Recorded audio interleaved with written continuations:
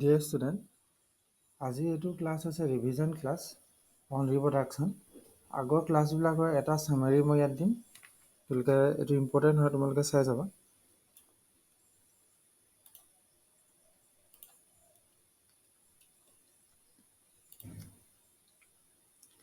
Reproduction is a process in which an organism produces young one similar to itself. সহজ অৰ্থত ক'বলৈ গ'লে প্ৰজননৰ দ্বাৰা এটা জীৱৰ নিজৰ নিচিনা অন্য এটা জীৱ উৎপন্ন কৰে। গতিকে আমি ৰিপ্ৰডাকশ্যনত তিনিটা ভাগত ভাগ কৰিছিলোঁ। সেইটো হৈছে এছেক্সুৱেল, ছেক্সুৱেল এণ্ড ভেজিটেটিভ ৰিপ্ৰডাকশ্যন। এছেক্সুৱেল ৰিপ্ৰডাকশ্যনত কি বুলি কৈছিলে?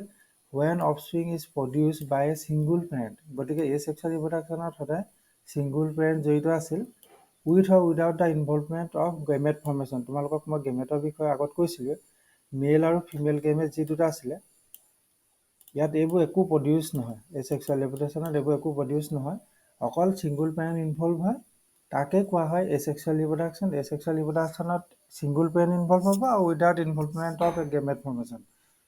আৰু গেমেট ফৰ্মেশ্যনে নহয় যেতিয়া ইয়াত ফিউজনৰ কোনো কথা নাহে। গতিকে এছেক্সুৱেল ৰিপ্ৰডাকশ্যন তিনি প্ৰকাৰ আছিল: ফিছন, বাডিং আৰু ভেজিটেটিভ প্ৰপাগেশ্যন। ফিছনত আছিলে বাইনেৰী ফিছন আৰু মাল্টিপল ফিছন। বাইনেৰী ফিছনত কি হৈছিলে? বাইনেৰী ফিছনত সমানে সমানে লংগিছনেল, দীঘলে দীঘলে দুভাগ হ'লে তাক বাইনেৰী লংগিছনেল ফিছন বুলি কোৱা হয়। তাৰপিছত এনেকৈ যদি ডিফাৰেঞ্চিয়েট হয়, এনেকৈ চিধা চিধাকৈ হৰাইজেণ্টেলি, তাক কোৱা হয় ট্ৰেনভাৰ্ছ ফিছন। মাল্টিপল ফিছনত কি হৈছিলে?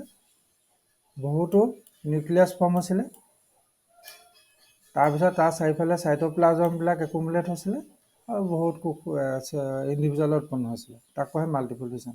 বাৰ্ডিঙত কি হৈছিলে? এটা পেৰেণ্ট বডি বা এটা সৰু বাৰ্ড ফৰ্ম হৈ পিনে ছেপাৰেট হৈ পিনে এটা নতুন ইণ্ডিভিজুৱেলৰ ফৰ্ম হৈছিলে। ভেজিটেটিভ প্ৰপাগেশ্যনৰ বিষয়ে আমি চাম। এইটো হৈছে binary fission. It is a common method of replication in unicellular, যেনে মনে আৰু প্ৰতিষ্ঠাত। The cells divide into two halves and multiplies. ইয়াত তোমালোকে দেখিছা চেলটো কেনেকৈ সমানে দুভাগ হৈ ছেপাৰেট হৈছিলে। The first the nucleus divide and then followed by the cytoplasm. গতিকে এইটো বহুত ইজিকৈ দেখুৱাই আছে এটা প্ৰাইমেচিয়াম চেলত কেনেকৈ বাইনেৰী ফিছন হয়। নেক্সট হৈছে বাৰ্ডিং। Buds are formed due to unequal division and they remain attached to the parent. After menstruation, they got separated. Example দুটা দিছিলে, এটা ইষ্ট আছিলে আৰু এটা হাইড্ৰা আছিলে। ইষ্টৰ ক্ষেত্ৰত দেখিছে তাত কেনেকৈ এটা সৰু বাৰ্ড ফৰ্ম হৈছে এক নম্বৰ ডায়েগ্ৰামটোত। তাৰপিছত লাহেকৈ বাৰ্ডটো ডিটেচ হৈ গৈছিলে। হাইড্ৰা এটা আছিলে, এটা এনিমেল হয় ইনভাৰ্টিব্ৰেটৰ, গতিকে তাত চোৱা কেনেকৈ হাইড্ৰাটো বাৰ্ডিং হৈছে। গতিকে ইষ্ট আৰু হাইড্ৰাৰ প্ৰচেছবিলাক অলপ বেলেগ হয় তাত হেৰিটো ৰিপ্ৰডাকশ্যনত। স্প'ৰ ফৰ্মেশ্যনত কি হৈছিলে? এছেক্সুৱেল স্প'ৰ ফৰ্ম কৰিছিলে আনফেভাৰেবল কণ্ডিশ্যনত। স্প'ৰ ফৰ্ম হৈছিলে আনফেভাৰেবল কণ্ডিশ্যনত, আৰু সেই স্প'ৰবিলাক মটাইলো হ'ব পাৰে, নন মটাইলো হ'ব পাৰে। স্প'ৰ ফৰ্ম হৈছিলে মটাইলো হ'ব পাৰে আৰু নন মটাইলো হ'ব পাৰে। মটাইল হ'লে চলন ফুৰণ কৰিব পাৰে আৰু নন মটাইল হ'লে ইঠাই পা ইঠাইলৈ যাব নোৱাৰে। তেনেকুৱা এটা চলন ফুৰণ থকা স্প'ৰ হৈছিলে জুস্প'ৰ, আৰু এটা হৈছিলে কণী দিয়া। সিহঁতে যেতিয়া ফেভাৰেবল কণ্ডিশ্যন হয় তেতিয়া আকৌ ফেভাৰেবল কণ্ডিশ্যনে সিহঁতে নতুন ইণ্ডিভিজুৱেললৈ ৰূপান্তৰিত হয়।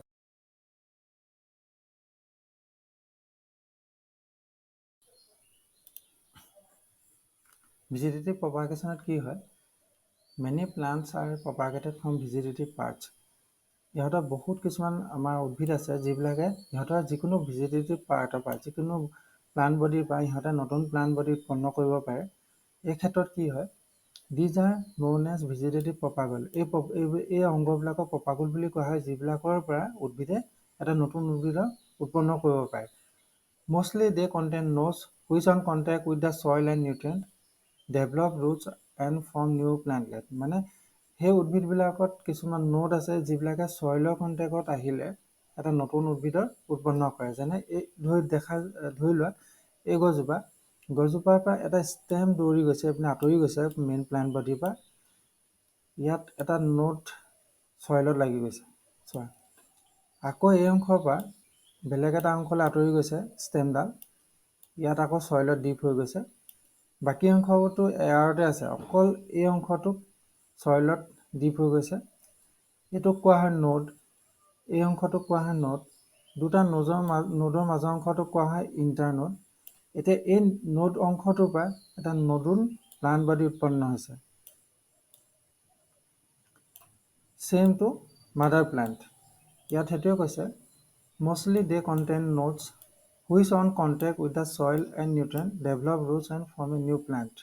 এই নোডবিলাকৰ পৰা এটা নতুন উদ্ভিদ উৎপন্ন হয়।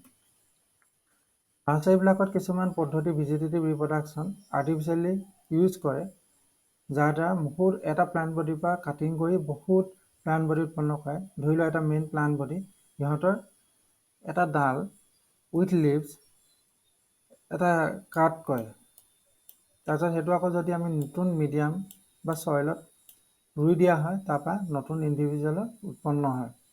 সেই কাঠটো সাধাৰণতে এংগুল কৰে, মানে চিধা চিধিকৈ গছৰ ডালটো নাকাটে, এনেকৈ স্লান কাঠ এটা মাৰে। গতিকে এইটো এটা হৈছে আৰ্টিফিচিয়েল প্ৰচেছ। গ্ৰেফটিঙত কি কৰা হয়, ধৰি লোৱা দুপাহ ফুল, দুটা কালাৰৰ ফুল, এজোপা ৰঙা গোলাপ, এজোপা ধৰা বেঙুনীয়া গোলাপ, দুইটা কালাৰৰ ফ্লাৱাৰটো গছজোপা কাট কৰে, কাট কৰি পিনে এইডোখৰত এনেকৈ জইন কৰিছে আৰু এটা নতুন প্লান্ট প্ৰডিউচ কৰিছে, যিটোৱে both কালাৰ ফ্লাৱাৰ থাকিব। মানে একেজোপা গছতে ইয়াত যেনেকৈ বেলেগ বেলেগকৈ আছিলে, কিন্তু নতুন গছজোপাত দুইটা কালাৰ ফ্লাৱাৰ একেজোপা গছতে ওলাব। এইটোকে কোৱা হয় গ্ৰেফটিং। লেয়াৰিঙত কি হয়, মেইন প্লান্ট বডি যিকোনো এটা পাৰ্ট মাটিত চইলত ডিপ কৰি দিয়া হয়, আৰু সেই ডিপ কৰি দিয়া অংশটোৰ পৰা এটা নতুন প্লান্টৰ ফৰ্ম হয়। এইটোকে কোৱা হয় লেয়াৰিং। ছেক্সুৱেল ৰিপ্ৰডাকশ্যনত কি হৈছিলে, two type of male and female gamete produce হৈছিলে। সেই মেল এণ্ড ফিমেল গেমেটটো ফিউজ হৈছিলে আৰু ফিউজ হৈ পিনে জাইগট ফৰ্ম হৈছিলে। এই গোটেই প্ৰচেছটো তিনিটা ভাগত বিভক্ত কৰা হৈছিলে, pre fertilisation, fertilisation and post fertilisation event. Flower ক্ষেত্ৰত কি হৈছিলে, প্ৰথমতে আমি ফুল এপাহ চাই লৈছিলোঁ, তাৰ ৰিপ্ৰডাক্টিভ অৰ্গেনবিলাক আমি ডিছকাছ কৰিছিলোঁ। তাৰ 4 নম্বৰ হৌলত আছিলে চিপেল, তাৰপিছত 3 নম্বৰ হৌলত আছিলে পিটেল, আৰু 2 নম্বৰত আছিলে মেল ৰিপ্ৰডাক্টিভ অৰ্গেন ষ্টেমেন, যি এন্থাৰ আৰু ফিলামেণ্টৰ দ্বাৰা গঠিত, এন্থাৰ আৰু ফিলামেণ্ট। আৰু ভিতৰত থকা হৌলটো হৈছে কাৰ্পেল, ই ষ্টিগমা, ষ্টাইল আৰু অভেৰী দ্বাৰা গঠিত। যেতিয়া ফুল এপাহত চেল্ফ পলিনেশ্যন হয়, তেতিয়া কি হয়, এন্থাৰৰ পৰা পলেন গ্ৰেইন আহি পিনে একেবাৰে ফুলত থকা ষ্টিগমাৰ ওপৰত পৰে আৰু ইয়াতে জাৰ্মিনেট হয়, ইয়াকে কোৱা হয় চেল্ফ পলিনেশ্যন।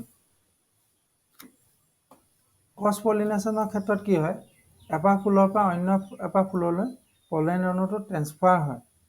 কিহৰ দ্বাৰা, বাটাৰফ্লাই, এনি টাইপৰ ইনছেক্ট।